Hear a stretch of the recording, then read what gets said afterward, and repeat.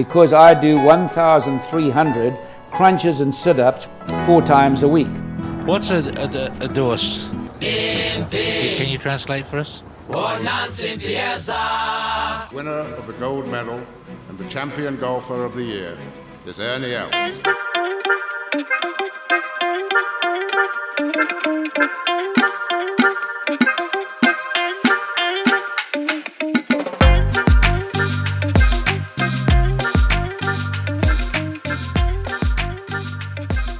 Welcome back to the Goat Track, everybody, the podcast about golf and golf-adjacent stuff, mostly from Africa. Episode 67, sitting in the third portion of the Goat Shed here with a full squad, full 4-ball. Nobody is late today for tee-off time either. Shout out Hoff. Thanks for being on time. JDV, how's it going?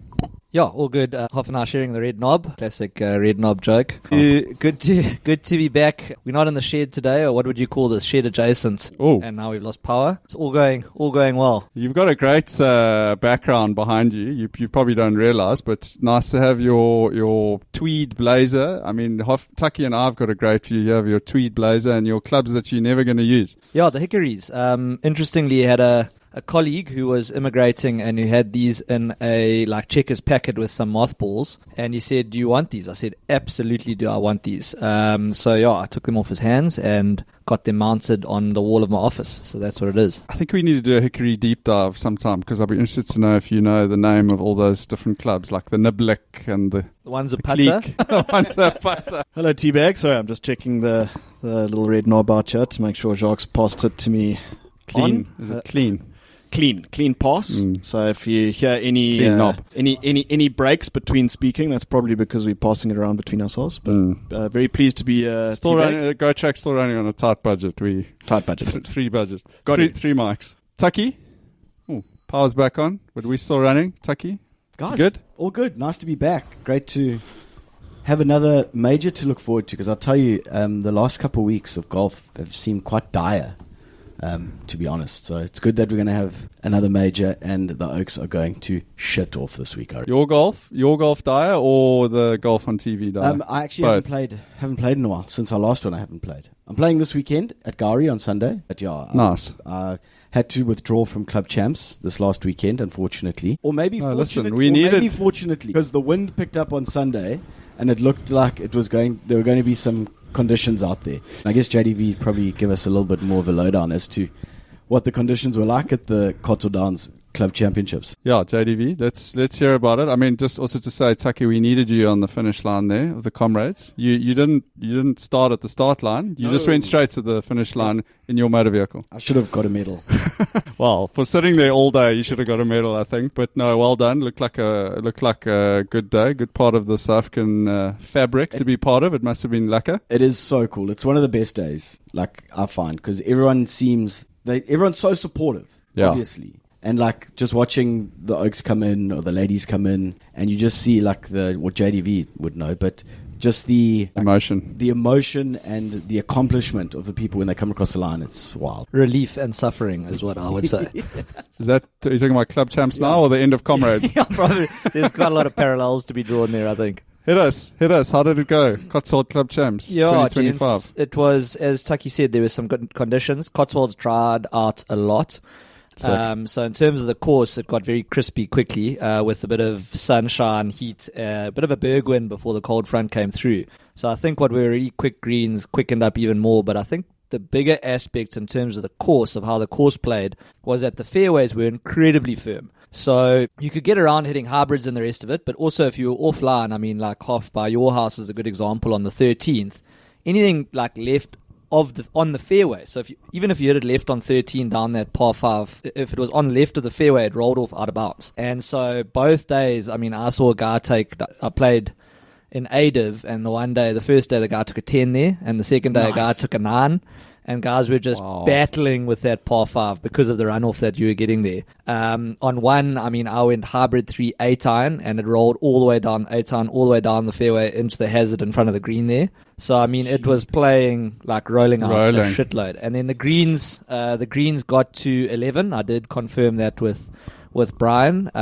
So yeah, for sort of like a normal. It's like probably a PGA Tour medium speed. But 11, I think, for us mere mortals is flipping quick. I mean, that probably required a bit of restraint from the greenskeeping team, because I'm pretty sure... I think they probably wanted to turn it up some more. They probably could have dialed that up. But as I said, I think with the Berg wind that we got, it dried out quite a lot. So I think it could have... Probably 11 at the start of the day probably was like sort of 12-ish by the end. Yeah. But I mean, just in terms of the division I played, my sort of quick recap of my one...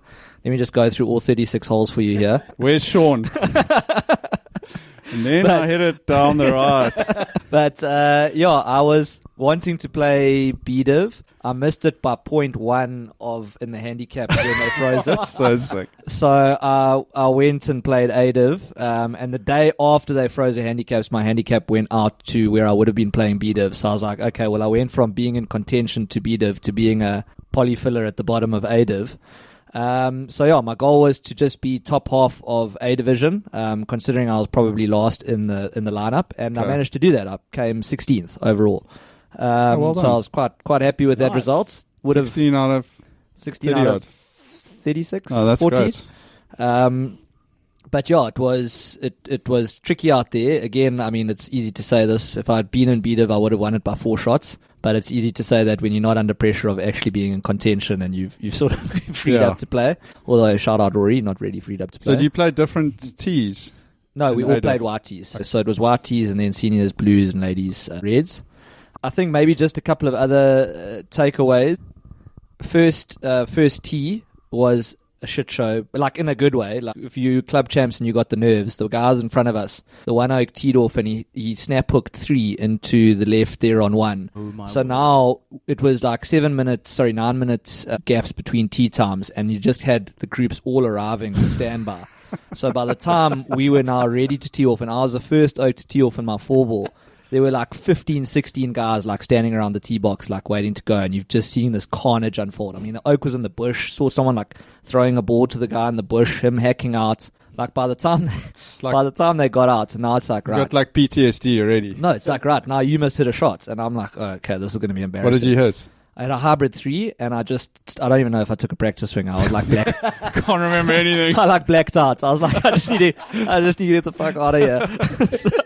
So yeah, I mean, as I hit that shot, I turned around, like everyone was just, but also guys kept silent, like way earlier than they should have. So like the guys were still in the fairway, and then everyone just keeps quiet. Now you almost want the live, you almost want a bit of a live vibe there. Yeah, well, I mean, you're like arbing around the tee box, like no, guys, like carry on talking. It's like super pressure. Taking a practice swing, then they're like, shh. Oi. But yeah, that first hole took 35 minutes to complete, with the guys in front trying to hole out. So I mean, I said, realistically, if we can continue at this pace, it's a 9-hour round, which thankfully it wasn't. Thank Look, God. club champs is always going to be slow. I think the first round was like just over 5 hours, and I think the second round was probably around about 5 hours as well. But I think with medal and guys taking 10s and some quick greens, it's to be expected. Just a couple other things on club champs. Sorry, shout out. Didn't lose a golf ball over 36 holes, so I was quite happy with that. That's amazing. Well done. I did get incredibly lucky half on your hole. I wanted to do a little layup 8-iron, and I pulled it a bit, like I said. Left half of the fairway, ran, and like that mud has become almost like hardened rock now. So it just bounces along there. It doesn't stop. And it hit the out of bounds stake on your hole and bounced back into play. Thank goodness. Lucky. A little bit lucky. Yeah, I think the other one I wanted to say is just the setup that they did at Cotswold was truly unbelievable, like really, really good. Coffee machine setup, like, they had everything on score capture, big screens with all the scores running throughout. On the first box, they had guys like a gazebo there with fruit skewers and cool drinks and fruit juices. Obviously, all the halfway and stuff was included. And then just at the end of the Sunday round, the end of the final round, they had like a Stella cart there with free drafts that you could have. Grimaldi's brought out free food and the rest of it. When I say free, I'm sure we subsidized it with our levies and club champs fees. But just amortized over a 12-month period. Just a really, the gift we got was a sleeve of Pro Vs. We got 4 Titleist True Feels, Titleist towel, Titleist one of those like drinks container things. So yeah, it was really, really a good show that the guys put on, and yeah, it was Brian Coleman, who's been the golf director there for 8 years, his sort of send off. So yeah, he did quite a good emotional speech. He blew the budget for the next 10 years. Not my problem. Little do you know. Well, I'd love to hear from one of the Kloof Country Club members to find out if they have a similar spread of fruit skewers and Pro V1s. Yeah, look, having played Victoria Country Club champs many years, I can tell you that it's not that. Top flights and a bowl of Fruit Loops. You get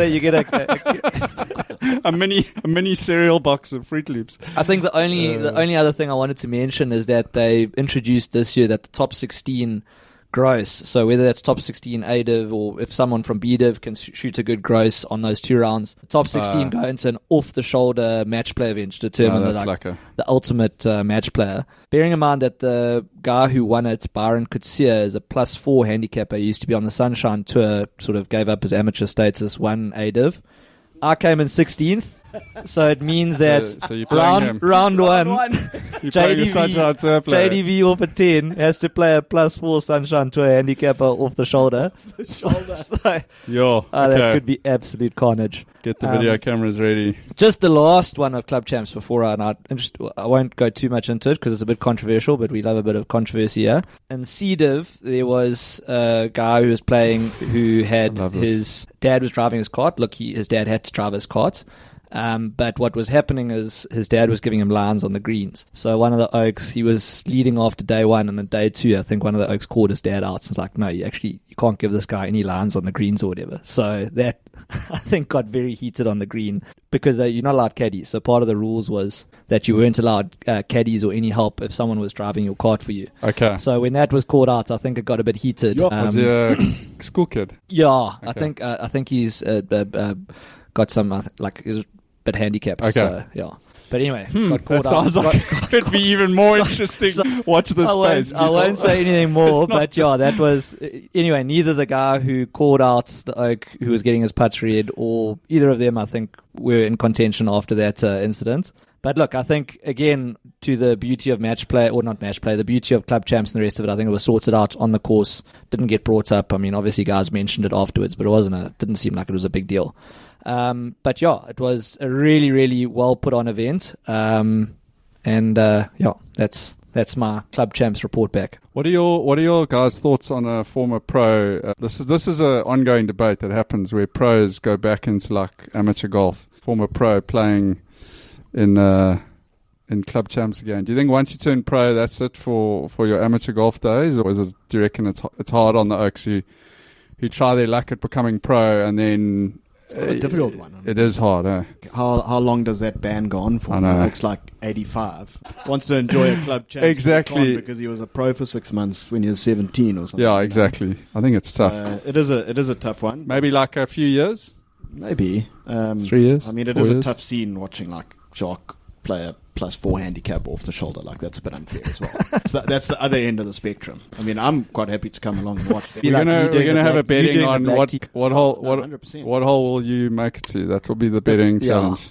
I think 12. over under 12 would be probably a good. 12 sounds like a good number. Maybe it's a bad day, and maybe try to start him on the 10th and just mess with him. No, cheapers. I think that's to my detriment. Like trying to get over 10 against that Oak. I think you'll probably be going for the green. Or just have like 4 different people giving you lines on the green, so you can bring it up and piss them off. Yeah, I think that's the strategy. Okay, well, JDV's used up the whole segment for all of our golf. I don't think there's no time for any of us to tell our deep golf stories. No, the truth is that I haven't played any golf since our last podcast, guys. I've had a lesson. I have had another lesson. So golf goals updates.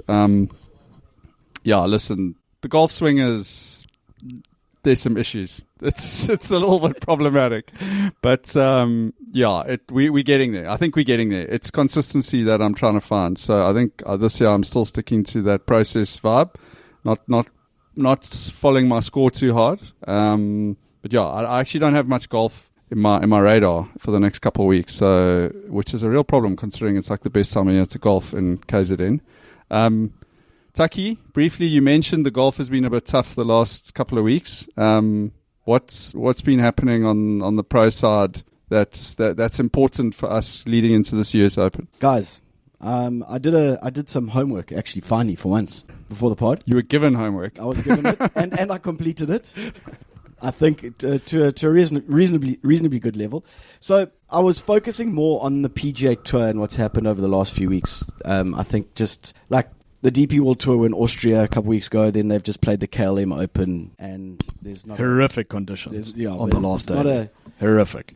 Not a lot to go on there. Jaden Shaper though, he's not playing this week, but he's doing all right. Third this last week, and he was fifth the week before, so he's doing nicely, which is good to see. Dylan Naidu made the cut, so that's 2 out of 5 that he's made. And I think it was a top 30. Yeah, top T26. Yeah, so for that's Dylan Naidu. Signs of life. It's good. That is good to hear, especially since I think I was one of the ones who picked him to make the cuts at the Open. Was it me and you, JDV? Okay. JDV, I think I'm still with you on that one.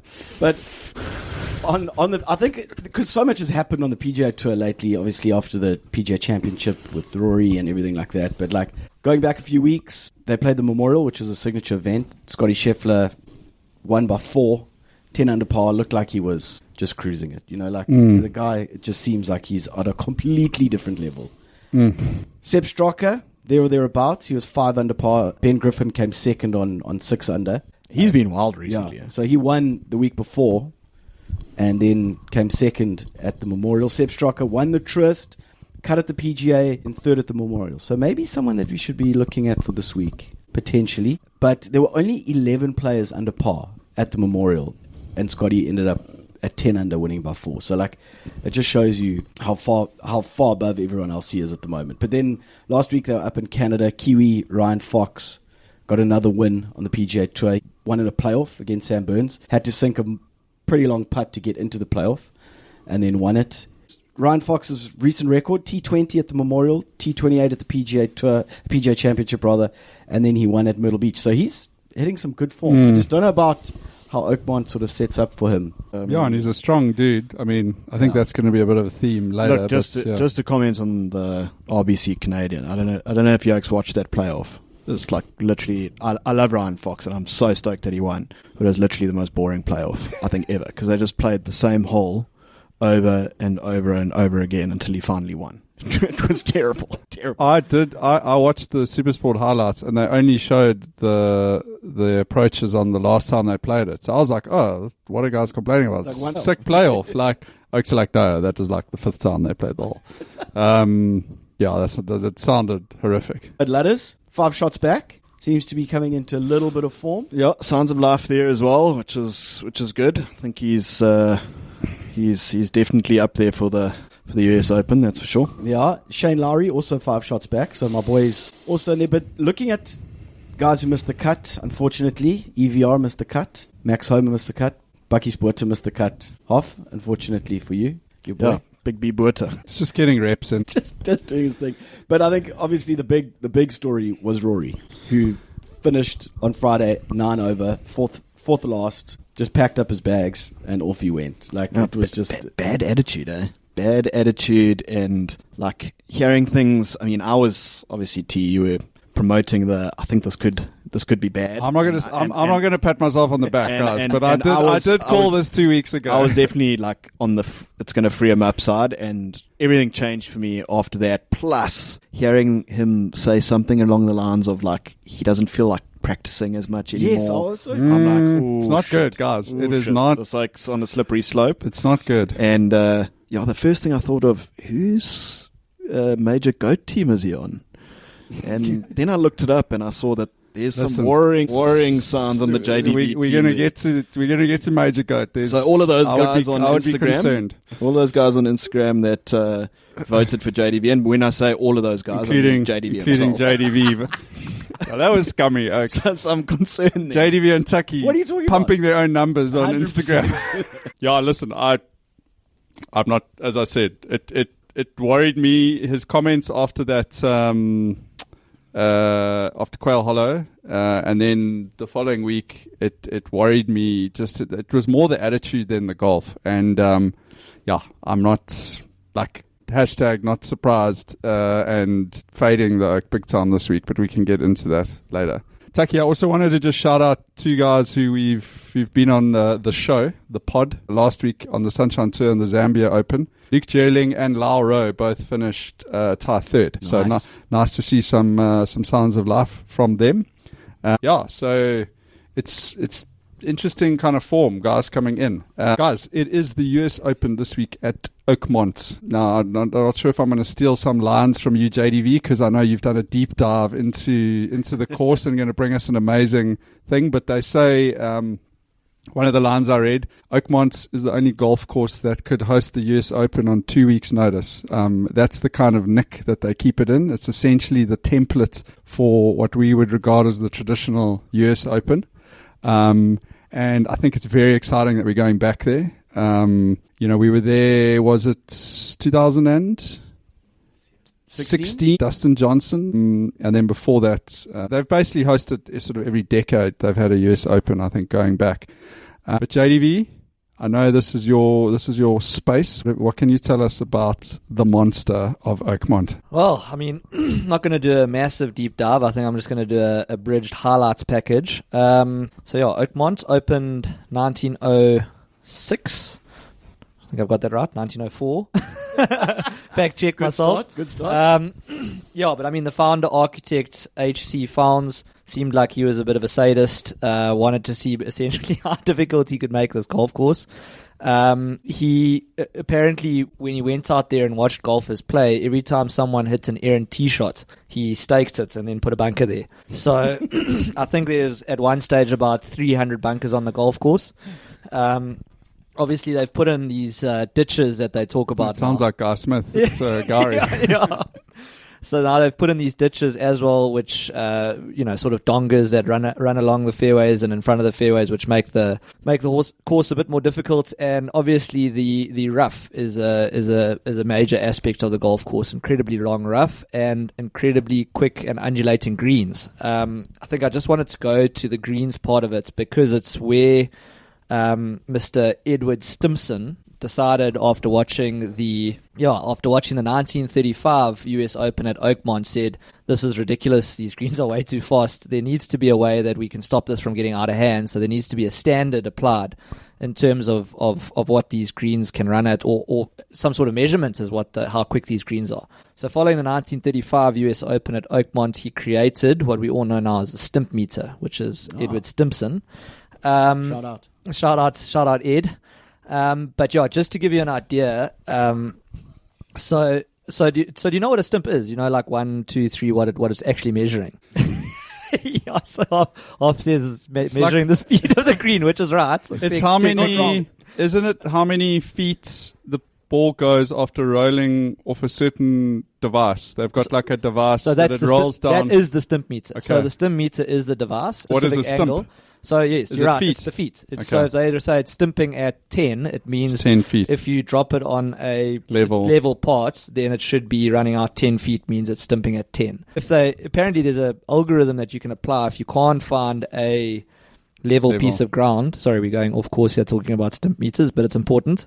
Where you do it on the way coming back as well, and then you put in those numbers, and it essentially sort of offsets each other, so you can still work out what it's stimping at. Oh, they often do that. They run balls in both directions. They get the average then, and then they can work it out. So just to give you an idea on the USGA, so for an ordinary... Sorry, stimp meters are like, it's quite a... I don't want to like do sidetrack here, but... there's so many weird terminologies in sports, Tucky. The other one just struck me as like Duckworth Lewis. Like, if you that's right up there with stimp meters. I mean, if you came from outer space and you guys are talking Duckworth Lewis and stimp meters, but also quite crazy. One of those weird golf. But crazy that things. It's like named after the guy. So I mean, it would be like essentially the Elliot creating the Elliot meter, and Oak's like, what's it Ellioting at today? It's so much easier to name something after the person that developed it than trying to come up with a brand new name. What is this? Green speed reader. So the GSR. I'm surprised they haven't branded it in America. Like the McDonald's probably stimp meter. Probably got a little trademark sign over there. Be right. So on the normal the USGA, what they are recommending on normal tours, a slow green speed is 8, a medium green speed is 10. And a fast green speed is 12. Bearing in mind that at Cotswold Club Champs, I said it was stimping at 11.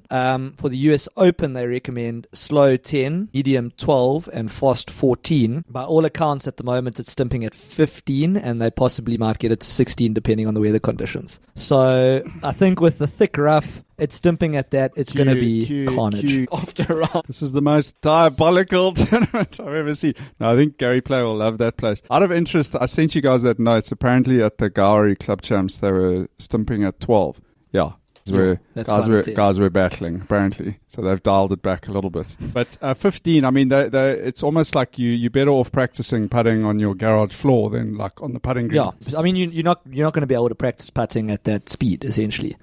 So basically a high likelihood of seeing Phil hitting a putt and then running around the back and just collecting it before it goes down the hill. Well, I mean, the other thing to note about Oakmont is the squared off greens. So they're enormous greens, squared off, but with one of the renovations that they did was to increase the size of the greens, and the point of that was to also accentuate some of the runoff areas. So I think there's going to be an absolute premium on lag putting this week, given how big the greens are, given how fast the greens are. If you can lag putt it to within sort of tap in distance, someone mentioned, you make a 2-putt there, you're gaining a shot on the field. But I saw a few clips which seem to show, like, if you short, you're in serious trouble as well. Like, what, because it runs off? Off, but like runs way off.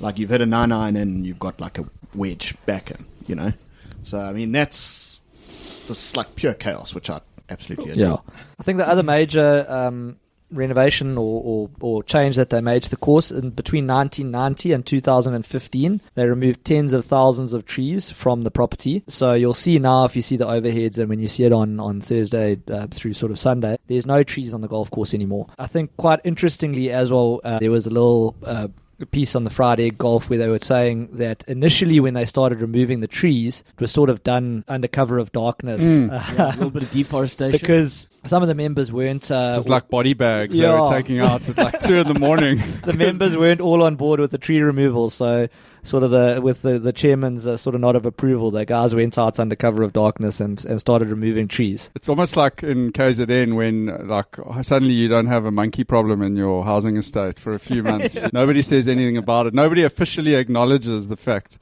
that somebody came in and secretly disposed of a few. Well, I think it was one of those things where it was easier to ask for forgiveness than approval. But by all accounts, JDV, that was when I saw a photo of the course when it was built, or in the 20s. But by all accounts, that's how the course started out. And then from what I understand, during the sort of 50s and 60s, it became like fashionable to like plant parkland, try and create like a parkland type course. And things just got way out of hand. Out of interest, and I'm in our next segment talking about the 94 US Open, but like if you go watch that on YouTube and you watch the golf course now, you will literally think they're at a different golf course.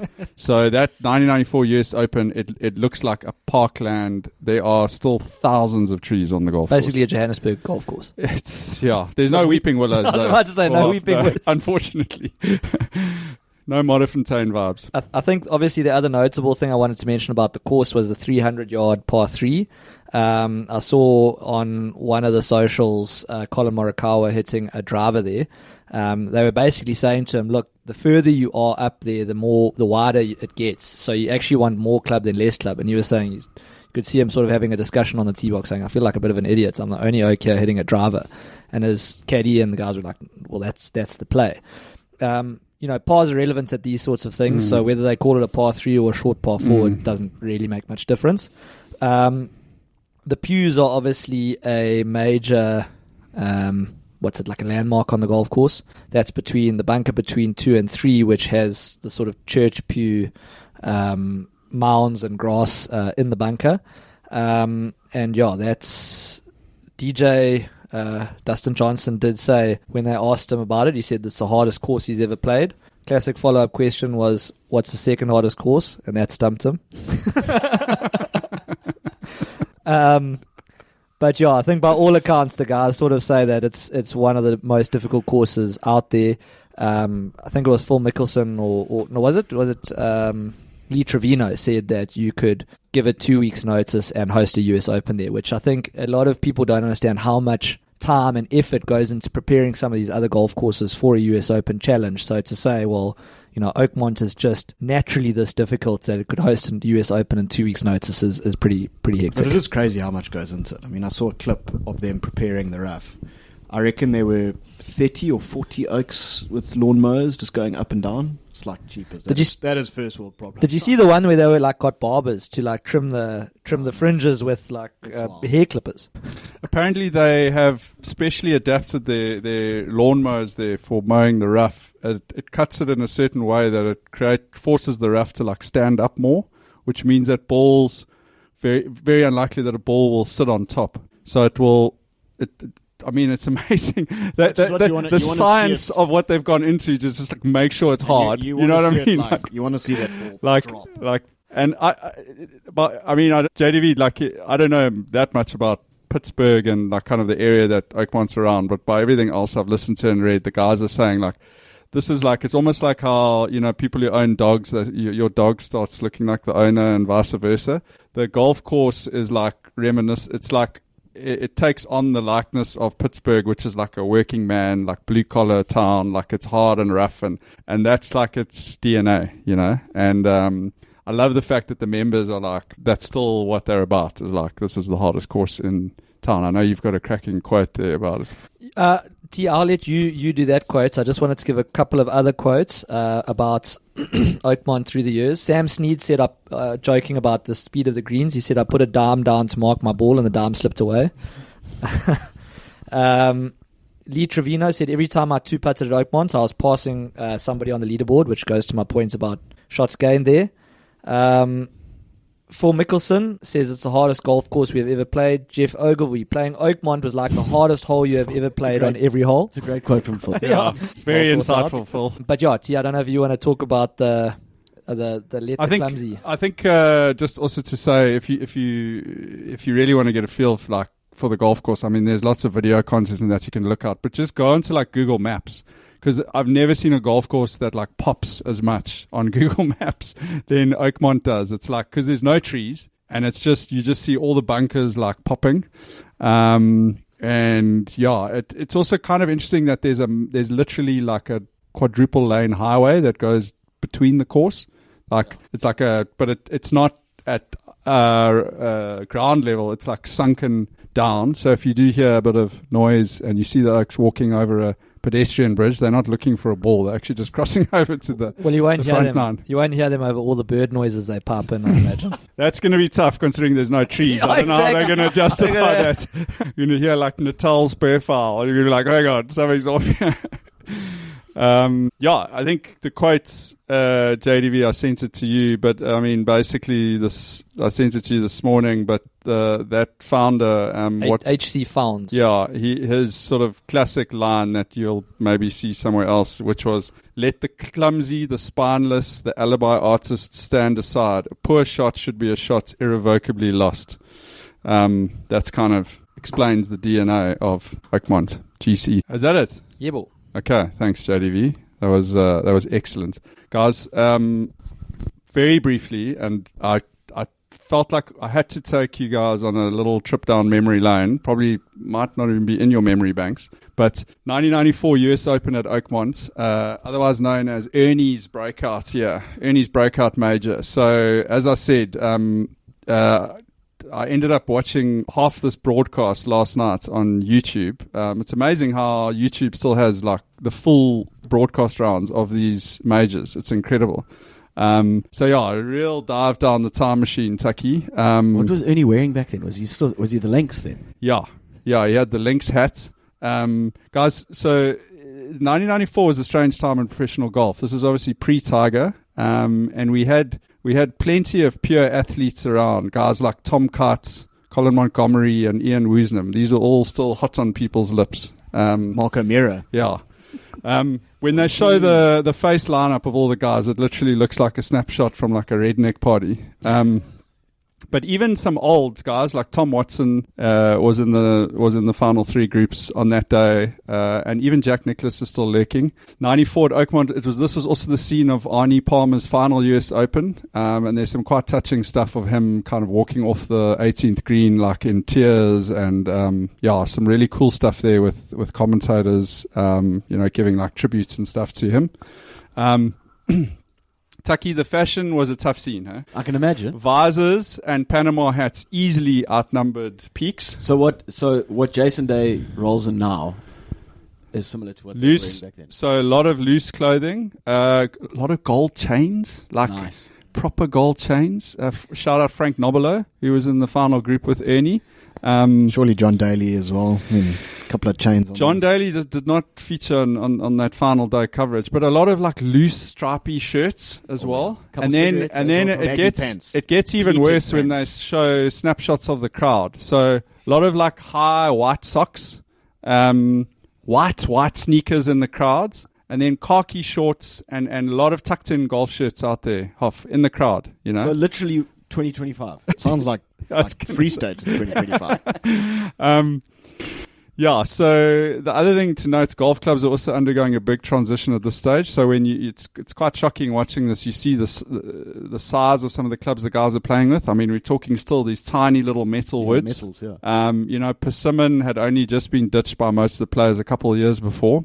And the other, like, obviously amazing thing as a time machine is just the quality of the broadcast. I mean, the every single microphone is like super hot, so they're obviously trying to pick up the sound of the guy hitting the club, but then it picks up everything else, including his caddy like swearing, including the player like shouting. So the sound quality is all over the show.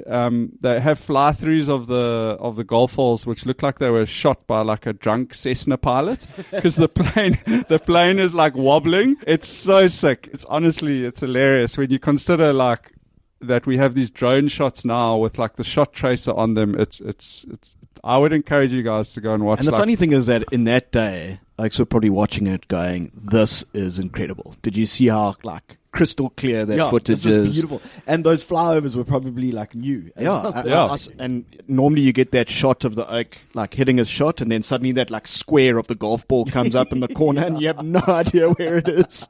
Oaks are like, this is revolutionary footage. So flip. But now you look back and it's like all pixelated and horrible. No, it's terrific. And I wanted to try and play you guys the intro music from the which is another amazing thing. If I can try and find it on my phone. PowerPoint intro. Bold and the Beautiful. It gives you honestly, it's a great sense of. I mean, I was 94. I was in standard 4, so I was aware of TV. I was grade 1. Grade 1. But just shout out the old. That intro music that you played, it's not too far off from like the PGA Tour's intro music now. Yeah, 100%. Might change a few notes. No, it's terrible. Another nugget I found, Hoff, was that in 1994, this introduced what they called the professional golf ball. This was which became the first Titleist with a urethane cover to be played on tour, and this is the predecessor to the Pro V1, which was introduced in 2001. So from 94 to 2001, this professional ball was the guys were like, was blowing their minds, because essentially what it's that soft cover that when you bite into a Pro V1, if you've ever done that before, it feels that little softness, and it meant that the guys are able to spin the ball a lot more. Guys, how many players out of the OWGR top 10 do you think you could name? I've given you Woozy and I've given you Monty. Who else can you name? Norman. Correct. Number 1. Lee Jansen. No. Tom Kite. No, he Nick was Price. Yes, Price was number 3. Payne Stewart. No. Give us a clue. I'll help you out. Mark Brooks. He was an English fellow, won quite a few majors. Used to be a broadcaster. Folder. German chap. Langer. Yeah. How many more do we need? 4 more. Americans. Corey Pavan. Yeah, 2 Americans. One is the smooth swinging tempo guy. Oh, Fred Couples. Spanish guy. Thobel. Correct. So there's a South African. Not Ernie. Frost. David Frost was number 10 in the world, and then the number 9 was Paul Azinger. Out of interest, there were 2 other Saffers in the top 20 before this week. One was Ernie. Who was the other one, do you think? In the top 20 in the world. This is your speciality. Nick Price is Zimbabwean. Wow. Maybe the guy that was down the south coast. What was his name? Wayne Wester. Yeah. No. Who are we talking? It was Mark McNulty. Oh, wow. Okay. He was like 13th in the world, amazingly. Okay. So, yeah, just a couple of quotes from that week. JDV, you touched on them. Tom Kite said if the rough was any longer, we'd be playing hide and seek, not golf. Frank Lauren, who ended up in the playoff with Ernie, and whose nickname was called Boss of the Moss, which is so sick because apparently he was a lethal putter. He said these greens are so fast they make Augusta look like a muni. So going to the final day, guys, Ernie started with a 2-shot lead over Frank Nobilo, who I said, shout out, had a massive gold chain. And then 3 back of him was the Boss of the Moss, Hale Irwin, Monty, and Tom Watson. Folks, Tom Watson was vibing. So on the first hole, guys, Ernie gets this favorable TIO ruling. Okay, so he basically, I bring this up, I'm not going to go hole by hole, don't worry. But I bring this up because this is a theme throughout the whole of the final round. He hits it into the left rough, and then there's basically a TV crane that's in his way. Okay, and Ernie gets a ruling. A ref allows him to take it out of the rough. He gets to drop it where all the crowd have been standing. And the on-course commentator is like incensed. He's like, I can't believe this ruling. He says, Frank, I don't understand this ruling at all. There's a forklift cherry picker here, which is definitely movable. The driver is sitting right in there. He could move it anywhere he wanted. And the commentators do not let this incident go the entire final round. Every sort of 3 holes, they go, yes, well, here's Ernie Els, who, don't forget, got a really favorable ruling a couple holes ago. And you can really hear that the guys do not want a non-American guy to win this. I mean, it's amazing how biased the guys become in the broadcast. And when you look at the top 10 that I just read out, you can also understand that most of those guys are international. So the USA obviously feeling quite defensive. Interestingly enough, a USA guy had won the US Open for 12 straight years before this one. So it's not like they hadn't had a few wins. But this becomes quite a theme during the day. Frank Nobilo falls out of contention quickly. Monty plays pretty well. He ends up birding the last hole to finish at 5 under. Boss of the Moss ties Ernie on the 17th, but then misses like literally a 4-footer. So obviously not quite the boss, which actually would have seen him win in the end on the 18th hole. Guys, they get to the 17th hole, JDV. This is going to be, I think, quite a critical hole to watch at Oakmont because it's a drivable par 4. So I don't know if you guys have watched Bryson playing Oakmont. So he drives this green, I think, with like a 3-wood on his YouTube thing. But I think this is going to be a very spicy hole because turnaround hole. You've got that, which is the 300-yard one, JDV, is at the 16th. So I think you've got the 300-yard par 3. Yeah. So I know the 16th is a long-ish par 3, and then you've got a drivable par 4, and then you've got a very long par 4 to finish. Like I think it was the hardest hole last year at the last time they were there. So Ernie tries to drive the green, and he ends up behind a grandstand.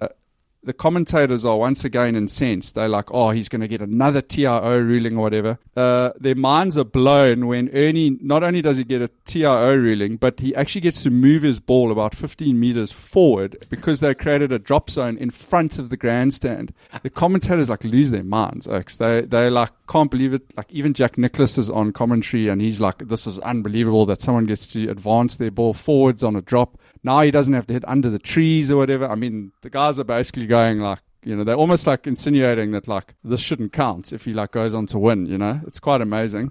I had no idea about this. So more drama on the 18th. So now Ernie's got a 1-shot lead on 18. He pulls his drive way left. I mean, this became a theme for Ernie that day.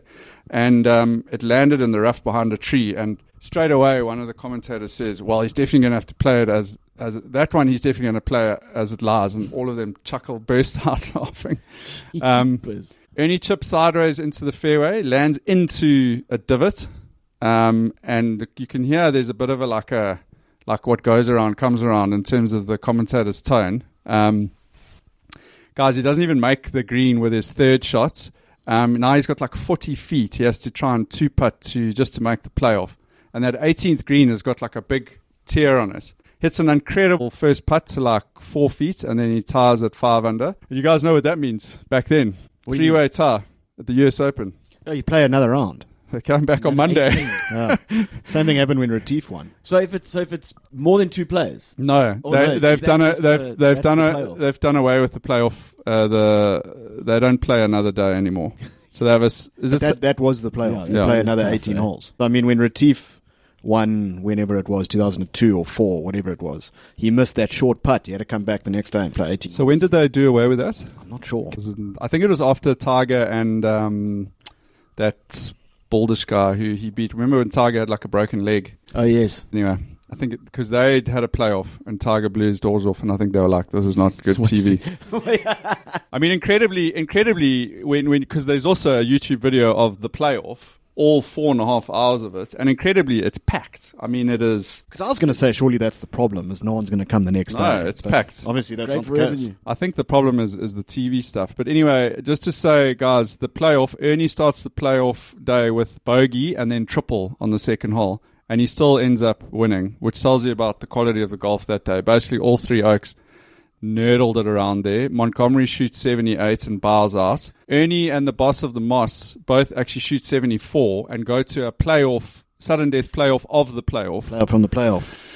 Imagine another 18 on Tuesday. Oh, crikey. Anyway, Ernie eventually It's like prevails. that game at Wimbledon that just goes on and on and on. No, it was tough. Eventually, Ernie prevails on the second playoff hole of the playoff.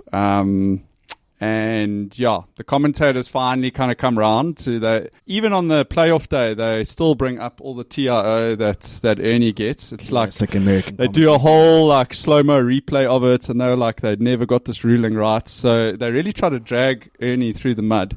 But go back and watch that video, Tucky. Don't watch all 4.5 hours of it. But yes, Ernie is quite a sight back then. He's just tall, lanky. He doesn't quite have the width that he has now. How old was he? 24. Yeah. Yeah. But yes, his golf swing is unreal. Beautiful. I mean, the sound of the ball coming off his club is just like another thing. Quite an eventful US Open that, and I had no idea that they try to shame him so much during that broadcast. Guys, it is we've done a massive introduction here. Hoff, we're going to throw it over to you. Picks that we are looking at now for the US Open this year. What are you looking for out of your guys? As a reference point, Teabag, I sort of thought back to Winged Foot a couple of years ago, US Open at Winged Foot, where we were hearing similar noises coming out of there, like winner's not going to break par, or maybe only the winner will break par. It's going to be super tough. And Bryson kind of took that to the cleaners by just pumping his drive as far as he could and then dealing with whatever happened from there. So, maybe he's on the green, maybe he's on the fairway, maybe he's in the rough.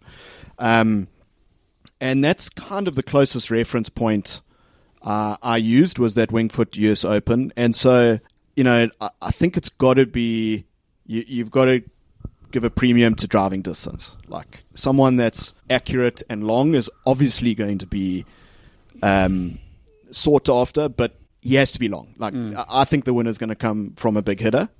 And so I kind of built my Golf Champs team around that mentality. And so every single guy, I think, apart from Corey Connors, you got to go down the list at some point. But he's more accuracy over distance. You love a bit of Corey Connors. A little bit of Corey. Got a little bit of a nod to the Major Goat, the Major Goat team. But that's kind of where I went with my thinking. Okay. So in terms of picks, I went for Ryan Fox because you have to go down the list, and it's not as deep as you think it is down at the bottom there. But he's in form and he's a long hitter.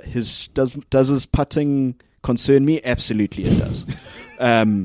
And This you can answer your own questions. He made a great putt to birdie the last hole. but he's not a great putter. Okay. And Which just chips in, doesn't he? to JDV's point, like about the Stimpson meter, you're going to have to be a good putter out there, but he's my lower end of the spectrum pick to please just make the cut.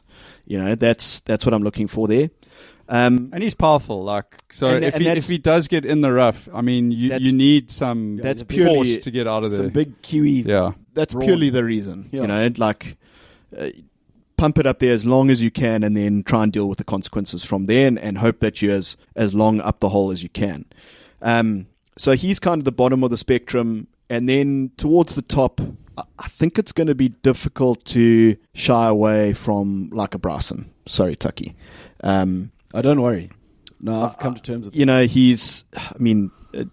T, I think you watched a little bit of the footage that he put up playing the golf course on YouTube, and it's quite impressive. Great content, by the way. It's quite impressive Yeah, watching through that and how he does it and that kind of thing. And surely he has to be a favorite. I know it's Scotty, and I know Scotty is good and all of that kind of stuff, but like Bryson is just he's so long. He's going to go for absolutely everything, and then he's going to deal with where he ends up, and hopefully is as close as possible. I was legitimately shocked, like how well, considering it was like a YouTube video or whatever, like how well he played in that video. Yeah, like, no, it's incredible. It's incredible. Yeah. By the way, Ryan Fox is actually positive strokes gain putting. Okay. Yeah. Okay. Well, he's 63rd on the PGA Tour, which is kind of probably bang mid, but slightly positive. We'll see where he is on Monday next week. Yeah, 100%. I mean, it could be a worrying one, but I think from a golf champs perspective, I think you need to find a way of getting top long hitting players into your team. I don't think this is one where you go 30 in terms of rankings. I think you've got to take a chance with the bottom of the pack, and I think Ryan Fox is a good enough chance, bearing in mind his form. Bryson's obviously top end of the spectrum, and then my boy Ludders, he's 16th on golf champs. I think that's a good number. I think he hurt me a little bit being 8th in PGA Championship, bearing in mind his recent form. But he hits the ball a good distance. We've spoken about him the whole year, that this could be the one where he makes his debut major win.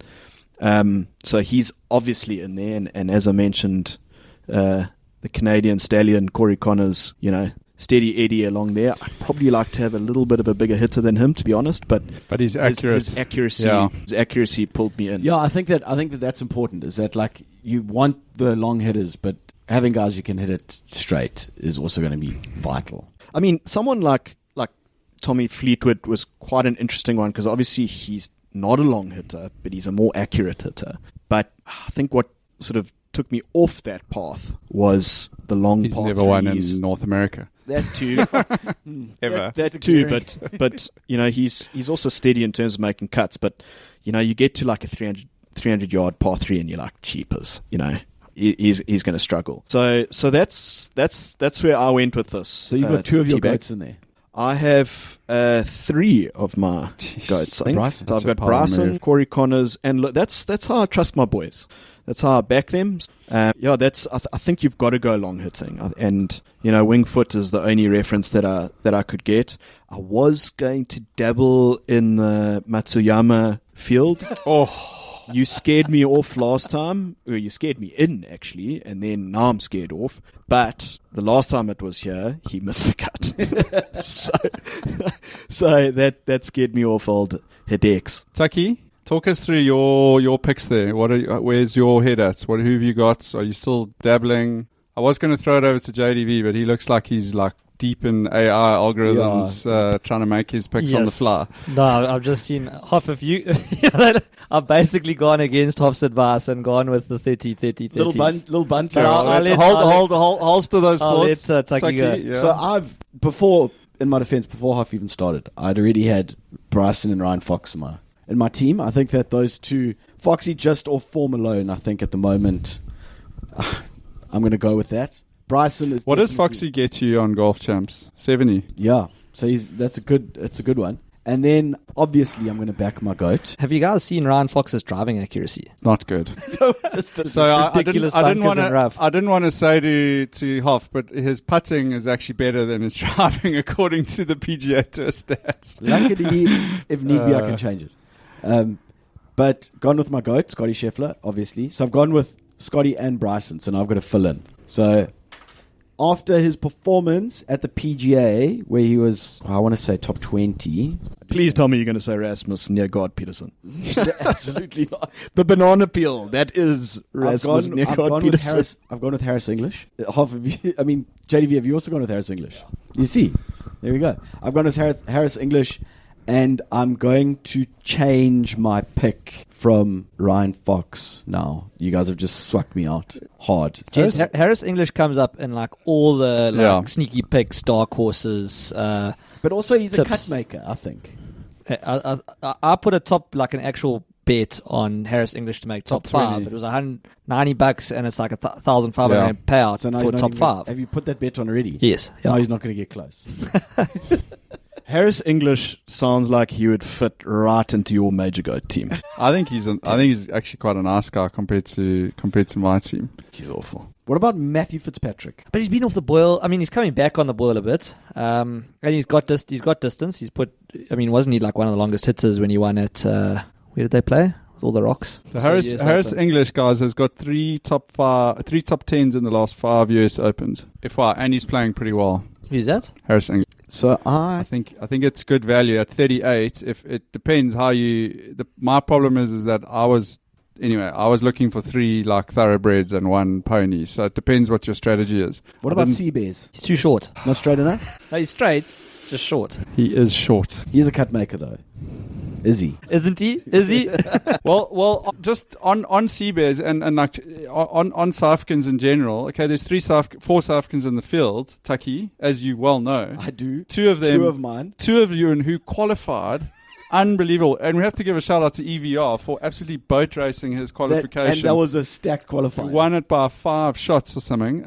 But we got Seabears, EVR, Kruiswijk, Tucky. Still hasn't replied to our DM. He has. Did he? He has. He has replied. Yeah. Take that back. He will not be doing an interview with us this week, but he did say next week he could be available. And then we have Tristan Lawrence. So yeah, those are South Africans. Low South African, Tucky. I mean, you're biased. Low South African, Hoff. Surely Seabears. Huh? I mean, biased? Not biased there at all. I still haven't finished my team. I'm going to put Andrew Novak in there. So sounding very much like JDV's that team. gets me to 100. JDV's team is a horrible look. That is a wild pick. Isn't yours? It's not going to be a unique entry because it basically sounds like my team. Scheffler, DeChambeau, English, Novak. Okay, so the only difference I've got is I've picked Colin Morikawa over DeChambeau. What? God, just to make your team even more unlikable. It's outrageous. That's worse than Terrence's major goat. How on earth do you Oaks both pick Andrew Novak? My goodness. Wow. He knows something that you guys don't know. Novak is a dinker, guys. He gains all of his shots around the green. He's okay. Actually, don't worry about stats. He's actually average. He's below average distance and his average accuracy. So I'll be upset if Colin Morikawa does well for a number of reasons. One, because he's in your team, but the other reason is I dislike him immensely. Is he in your major goat team? Of course he is. Yeah. Just think of any player you really dislike, and they're pretty much in my team. So what I want to know from you, T, is how does Russell Henley stack up for this US Open? Listen, we've been working on a few things in the background. Russ and I have Tim Hinman. Yeah, been working on a couple of things. I know there's been possibly some equipment changes. I hope. No, listen, guys, I don't straight up I don't like the look of my team for this US Open, but again, it could be one of those ones where it's a complete flip on you turnaround. You know, yeah. Morikawa could come need it. good. You need it. I need it. So who's your golf champs team though? Okay, so I mean we can pretty much skip JDV because you guys have basically picked the same team. Guys, legit, I think Scotty's going to win this. Okay, we can deal with that later. But I really think it's just to tie it into the golf champs picks, because I think my thing was to say if Scotty does lay an egg and someone is like, I'm not going to pick Scotty in golf champs, because I would be saying what 70% of the guys at doing least. golf champs are Yeah. picking Scotty Scheffler. So I almost feel like game theory, there's a bit of value there to say, you bet on unlikely, but Scotty Scheffler lays an egg, and then you've got, 2, 3, and some of the other players. So you gain a lot of. So my game theory is that I thought about that, but I just I just don't think that he's going to lay an egg. So I went for the second option was to not pick Bryson, because I think Bryson's going to get a lot Scotty or Bryson? I think Bryson's going to get a lot in terms of picks this week. So interestingly enough, Oaks, I actually have picked John Rahm. I think Rahm is coming back into form. His 100 top 10s on live. He had a good run at the PGA, and I think Rahm's like a vibe guy. And I'm sensing he mentally seems to be in a better space. And is he going to be able to perform without the DJ playing in the background? And if he's picking it out the rough all day, I think listen, he's still Rahm's a flipping elite driver of the golf ball. Yeah, so true. and that's a key skill here. So I have gone Scotty, Rahm, and then guys, I've picked Shane Lowry, Tucky, your guy. you. Well, he was the 54-hole leader here the last time they were here when Dustin Johnson won. I think Shane Lowry likes these like hard golf courses, like non-tree lined. He did well at that Truist Open, the one at the Philadelphia Cricket Club, which had no trees. Also quite thick rough. Port Rush. So Does he hit it far? he's above average Yeah, I was going to distance, say, I don't but it's not noticeable. but good short game. Yes. Yeah, so he ticked that box. Honestly, I haven't picked him, but I don't think he'll win. But I really think Tommy Fleetwood is going to have a good week as well. I think he ticks a lot of boxes. What number is he? He's 8. So Okay, so it's high. Yeah. the problem is the value there is not great. There's ladders for me at PGA Champs. Yeah, Could go either way. yeah. And he missed the cut. But I like it. I think he's a dead set. So you've got Scotty. So I've you've got Scotty, Tommy. Shane Lowry. No, I don't have Tommy. I've got No. Scotty, Shane Lowry, John Rahm, and then obviously, guys, I had to go way down the board. And at the Rasmus moment, Peterson. I've gone with the Argentinian Grillo. Oh, wow. That's super volatile. It's super volatile. But the Oak is a good ball striker, proper ball striker. Plays well at difficult golf courses. I'm sticking That's with genuinely an oak that could I'm be sticking with leading this on take. day one Yeah. and could miss the cut. If I was going to ask you, if I said, is Grillo in the field this week, I think you would have scratched your head to be like, is he? No, listen. I only knew that because I was in the same realm as Terence, I think he only like, just got on hover the field. around the bottom, like trying to find a bottom feeder. Well, look, guys, I didn't have much options. I mean, so let me just tell you, Grillo is Isn't he like 100? no, because my team is 100 on the spot. He's 85, Wow, that's and my high for team him. is 100. So who else do you guys like here? Okay, Grillo over EVR, no. I would take EVR. Victor Perez, EVR. Justin EVR. Lauer, Don't even know. Dustin Johnson, Cam Davis. Maybe. Cam Davis? Yeah. He's long. Did he did all right. Dustin Johnson may very well lay an egg, and I think a lot of oaks. No, are I'm gonna pick him. not picking Dustin. I think a lot of Johnson. oaks are going to pick him, and I think that he could What about Guido? fuck out. Migliozzi. Yeah, Guido versus Grillo. Just play with 3. Justin Lawrence is 100. Go with You know what, guys? I found the less I think about these things, the better. I'm sticking with Grillo. First round leader. Watch that space, first round leader. Or it could go the other way. He could shoot like 82-62, you know? guys. Major Goat is we touched on this the other day. Major Goat is really heating up after the PGA. So JDV, you're still sitting with the lead at 35 points. Tucky, nice little second place there.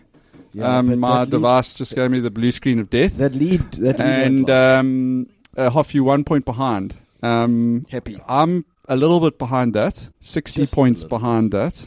I'm in the red. I'm starting to warm up for caddying Oaks. I'm not going to lie. I'm not feeling great about this week. But I'm really interested in your perspective, JDV, and your thoughts on your team's lineup, considering that one of your players recently had surgery, I believe. Yeah, I'm giving this a lot of thought, and One of your picks. so the conclusion I came to is I'm in quite a lot of shit here. It doesn't help that, I mean, no one's mentioned Tristan Lawrence. He is in the field, by the way. mentioned but yeah, him. Louis, I don't think attempted to even qualify. So that's one Safa. Is Louis even going to rock up for the Open, which he is exempt for? Which was the reason I picked him. Or did I pick him? Did I pick Charles? No, I had Louis. Yeah. Cost. Rory legitimately might not make the cut. If his driving accuracy doesn't improve. Will Zalatoris. And Rory also said one of his quotes recently was that he doesn't like golf courses where there's no trees that he can aim at with his driver. Well, I mean, there we go. No, and then big shit now. There's one tree on the whole golf course. Will Zalatoris, do I not get a medical exemption to replace him there? Or was it just tough shit? No, It's like a missed decision cut, that essentially. I think you were the strongest advocate for the tough shit position. You can go back in the records, but I'm fairly certain that you said. But look at what I did take umbrage to was I was leading. I am still leading. And I wasn't even in the conversation about like maybe winning it. And look, this is a tough time in our team's history. But it is still comfortably, not comfortably. What am I? 5 points ahead. No, I'm breathing down your neck. But yeah, not incredibly comfortable. The Oak doesn't have a spine. Yes, that is detrimental. Concern. I don't think he's going to be at Portrush either. To be fair, no, he ain't going to be at Portrush. The quote from the architect was the spineless. Please step aside. So maybe that's why Zalatoris decided not to play. But you had another winner this last week, Joaquin Niemann. He won. Yeah, and he's in the field and he's playing well. And he's in my Goat team apparently, Yes. which is also good. But look, I mean, I also legitimately have the biggest risk of guys not qualifying because most of my Oaks are on live. So I am thrilled that all of my live guys are Tyrrell's playing. in, eh? Tyrrell is in. Correct. That is confirmed. Yeah, he is ranked 13. But yeah, have you heard anything Just from Tyrrell Hatton? No. So look, I mean, he does seem to be playing well in the majors this year.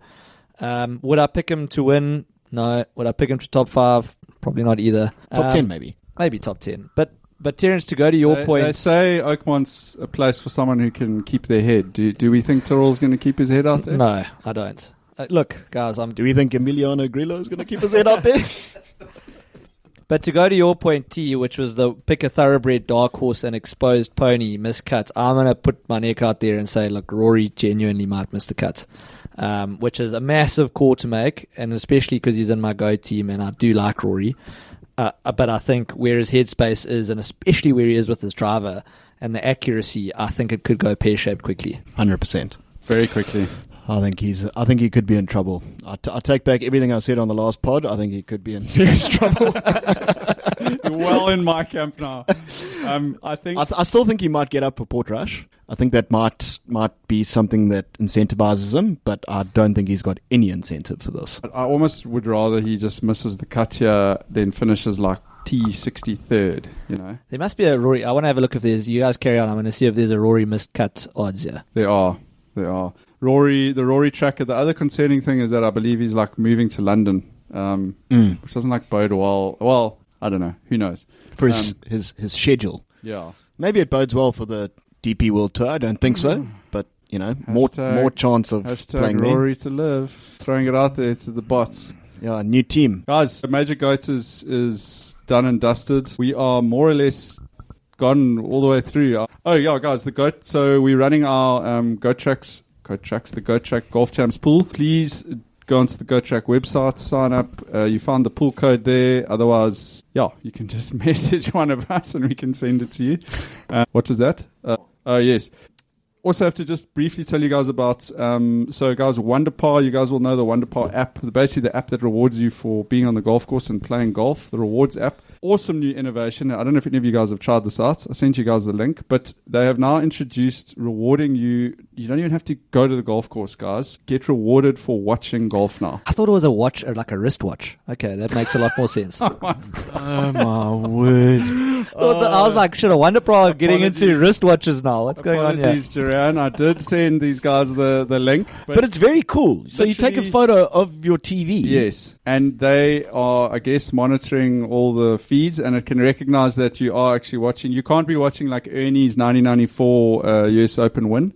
I think at the moment it's only the majors and the PGA Tour, but it recognizes that you are in fact sitting there watching golf, and you will earn Wonder tokens just for being there. So it's free, guys. It's free. It's not going to hurt you. Download the app. give it a try. We also have to shout out that the Goat Track are now the custodians on Wunderpar of some new golf courses.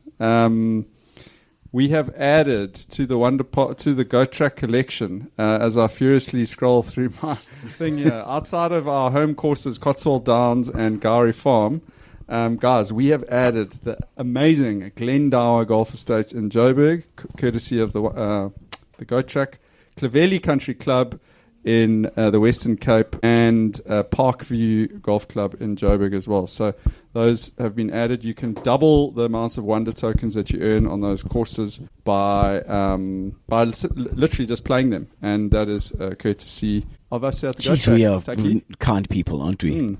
And Parkview has apparently recovered after their severe flooding. Gents, jeez, I feel like we've covered the board here, huh? It's been a mammoth episode. Was there anything else, JDV, you wanted to get off your chest? Just to say that Goat Track did also sponsor which I thought was quite a good idea, that before Club Champs at Cotswold, there was a 9-hole sort of scramble event. So we played back 9 at Cotswold. You picked your 4 players, and it was off the red tees to see how low you could go. We thought we were styling. We shot a 32, which was 4 under, which put us solidly in second last, with the winning score being a 28, 8 under par over 9 holes. So, yeah, tough to beat. But yeah, Goat Track were the sponsors of that. It was quite nice. I said, we want to thank Jacques de Villiers for sponsoring, and I said, in my personal capacity, but also as a representative of the Goat Track. Last one, guys. Game within a game. You know how this works. It's a bottle of wine each. We're doing semi-finals now. Okay, so the final will be at the Open Championship. So whoever wins their game within the game. Taki. Yes. Me versus you. Okay. You got anything? You want to throw anything out there? I'll take Grillo. Who do you want to put up against Grillo? Anyone. Anyone. Okay. Wait. Let's see. Name a player. Okay. You and I've got JDV versus Hoff. So if you guys have got game in the game. What number's Grillo? What number was he again? He is 85. Okay. I'm going to then go with... Oh my word, he's down in 80th. I'm going to go with Cameron Young. No. Oh, I'm not going to accept that one. I don't have to accept Gary Woodland. Okay. Are you happy with that? Yeah. Is that a good enough? Is that a good enough Cameron game? Young played too well. Yeah, I know. And he's ranked 80th. That's not a bad shot. Yeah, that's a good one to take. I'll take Woodland versus Grillo. Okay. Hoffman. Not a bottle of Tussies, huh? Damn it. Hoffman, I'm gonna give you Colin Morikawa versus Bryson DeChambeau. Who are you taking? Oh, I'm definitely not taking Morikawa. So Bryson D versus Colin Morikawa. Okay, so we got a battle at game within a game of dickheads. Got a battle at both ends. Gents, this has been fantastic. Everyone enjoy the US Open. Hopefully we get to stay up late. You managed to make it. It looks like there's some weather on the forecast for Oakmont. But I think, as always, Thursday and Friday rounds are going to be at a nice TV window for us in SA. We get to watch Rory spraying it all over the place. Potentially. Hopefully Russell Henley comes through with a win, and we have Morikawa and Cantley in the top 5, so that we get a nice major GOAT finale at the Open Championship. Does set up nicely though, the public holiday on Monday. We can actually watch some fun around golf. Didn't think about that. Yeah. Okay, guys, no excuses this time, especially you guys up the hill. I know you like an early Sunday night, so yeah, we can crack some red wine Sunday night. Make sure we watch. After a 20-year reunion at school, should just carry on Sunday. Should go down like nails. Just keep it going. And with that, let the pod in. Thanks, guys. Thanks, guys. Thanks, gents. Lekker.